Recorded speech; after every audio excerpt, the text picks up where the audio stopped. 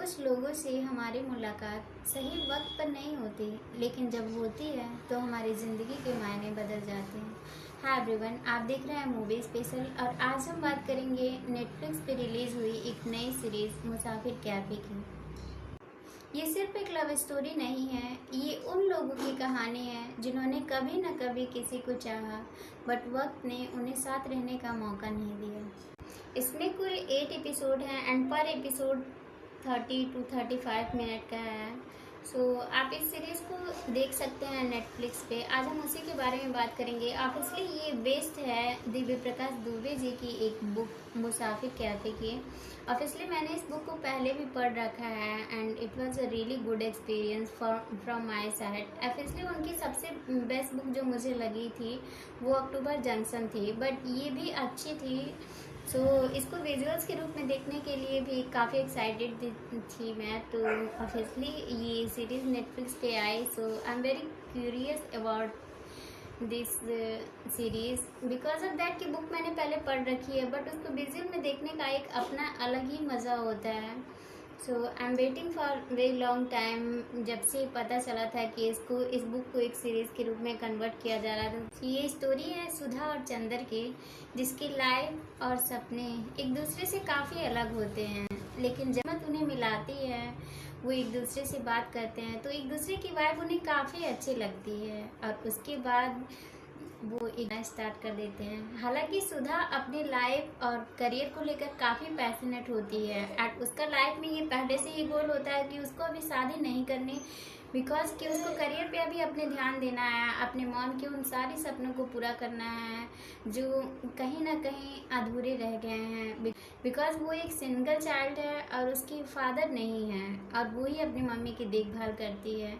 उसका शादी का कोई प्लान नहीं होता है। और चंदर वो एक सिंपल सा लड़का है जिसके कुछ अलग ही सपने हैं। वो पहाड़ों पे एक कैफ़े खोलना चाहता है जिसमें बहुत सारी किताबें हों, लोग उसको पढ़ने आए और वहाँ पे बैठ कर के मोबाइल से काफ़ी दूर लोग अपनी लाइफ को एंजॉय करें, काफ़ी कुछ सीखें, दो चुस्के चाय हो एंड इस तरह के कुछ सपने।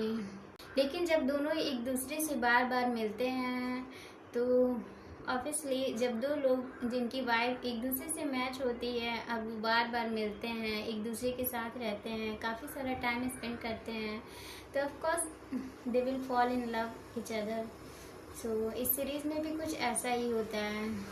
सुधा अपनी लाइफ में शादी नहीं करना चाहती है, बट चंदर का सपना होता है एक प्यारी सी फैमिली, एक छोटी सी बेटी एंड सो ऑन।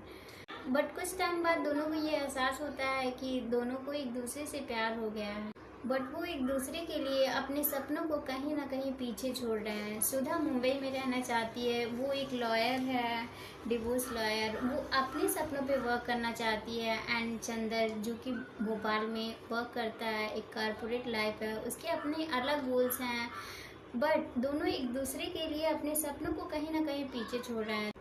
ये चीज़ सुधा को अच्छी नहीं लगती है। वो बिल्कुल ये नहीं चाहती है कि चंदर अपने सपनों को छोड़कर सुधा के पीछे आए।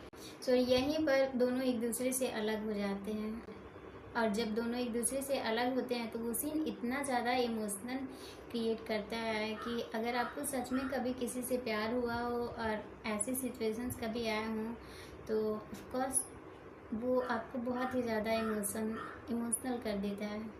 अगर आपकी लाइफ में कभी ऐसे सीन ऐसे सिचुएशंस आए हैं तो आप ऑफकोर्स आप उस सीन को देखकर काफ़ी कनेक्टेड फील करोगे एंड आप बहुत ज़्यादा इमोशनल हो सकते हो। अगर देखा जाए तो सुधा अपनी जगह बिल्कुल सही होती है। आई थिंक हमारे भी लाइफ में ऐसा प्यार होना चाहिए जो हमें खुद से प्यार करना सिखाए, अपने सपनों को पूरा करना सिखाए, उसके लिए क्यूरियस होना सिखाए। प्यार सिर्फ वो नहीं होता जो आपके साथ रहे, आपको पाने की जिद करे। प्यार वो भी होता है जो आपके लिए, आपके सपनों के लिए खुद आपको ही छोड़ दे।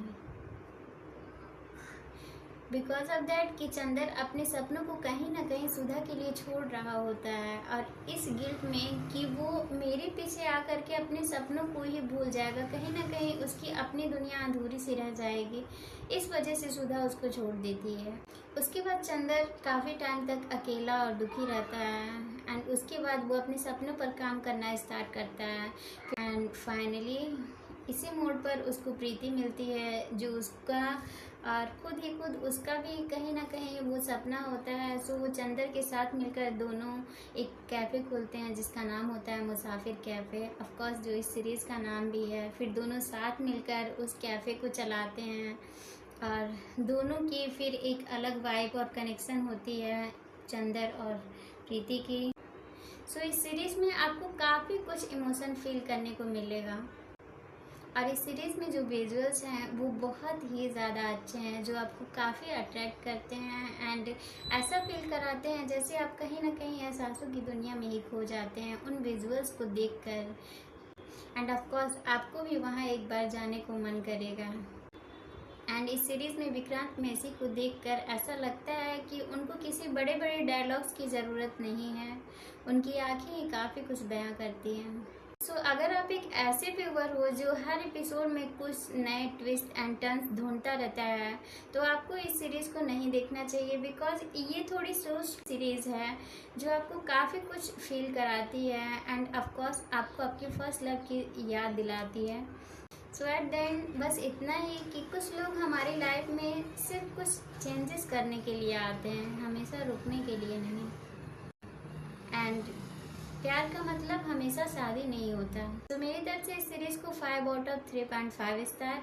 It's available on Netflix. Go and watch this series and share your feeling on comment section. तब तक आप सीरीज़ को एंजॉय कीजिए। मिलता है नेक्स्ट वीडियो में एक अगली नई पसंद के साथ।